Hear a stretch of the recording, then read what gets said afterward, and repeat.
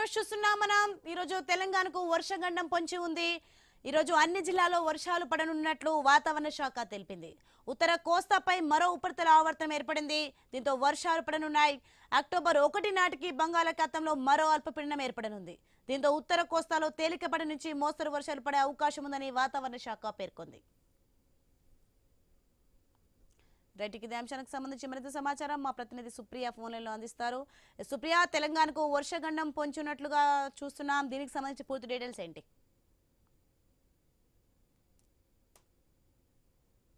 బలపడ్డది అయితే మరి రేపు ఇంకొక అల్పపీడనం ఏర్పడే అవకాశం ఉన్నట్టు కూడా వాతావరణ శాఖ చెప్తుంది. దీంతో అయితే మళ్ళీ వర్షాలు పడతాయని చెప్పి అయితే 2 రోజులు చూసుకుంటే అయితే ఇటు తెలంగాణ జిల్లాలతో పాటు హైదరాబాద్ లో అయితే 2 రోజులు వర్షాలకి గ్యాప్ వచ్చింది. కాకపోతే రేపు మరో అల్పపీడనం ఏర్పడడంతో మాత్రం భారీ వర్షాలు ఉన్నట్టు కూడా ఇటు వాతావరణ శాఖ అధికారులు అయితే చెప్తున్నారు. ఇక తెలంగాణలో మోస్తారు నుండి అక్కడక్కడ భారీ వర్షాలు కురిసే అవకాశం ఉన్నట్టు ఛాన్స్ ఉన్నాయని కూడా వాతావరణ శాఖ చెప్తుంది. ఇక ఈ రోజు చూసుకుంటే అయితే తెలంగాణలో కొన్ని జిల్లాలో ఆదిలాబాద్, కొమరంభీం, ఆసిఫాబాద్, మంచిర్యాల, నిర్మల్, నిజామాబాద్, జగిత్యాల, రాజన్న సిరిసిల్ల, కరీంనగర్, పెద్దపల్లి, జయశంకర్, భూపాలపల్లి, ములుగు, భద్రాద్రి, ఖమ్మం, నల్గొండ, సూర్యాపేట్, వరంగల్, హన్మకొండ, జనగం, సిద్దిపేట, యాదాద్రి, వికారాబాద్, సంగారెడ్డి, మెదక్, కామారెడ్డి జిల్లాలో భారీ వర్షాలు కురిసే అవకాశం ఉన్నట్టు చెప్తుంది. దీంతో పాటు వాతావరణ శాఖ అయితే ఈ జిల్లాలకి ఎల్లో అలర్ట్ ని జారీ చేసింది. ఇక హైదరాబాద్ కు వస్తే మాత్రము ఈ రోజు హైదరాబాద్ లో ఇప్పుడు ఉదయం నుండి మధ్యాహ్నం వరకు మాత్రం వాతావరణము కొంచెం ఎండగా పొడిగానే ఉంటుంది కాబట్టి ఉంటుందని సాయంత్రం అక్కడక్కడ వర్షాలు కురిసే అవకాశాలు ఉన్నట్టు కూడా ఇది వాతావరణ శాఖ అయితే హెచ్చరిస్తుంది. అట్లాగే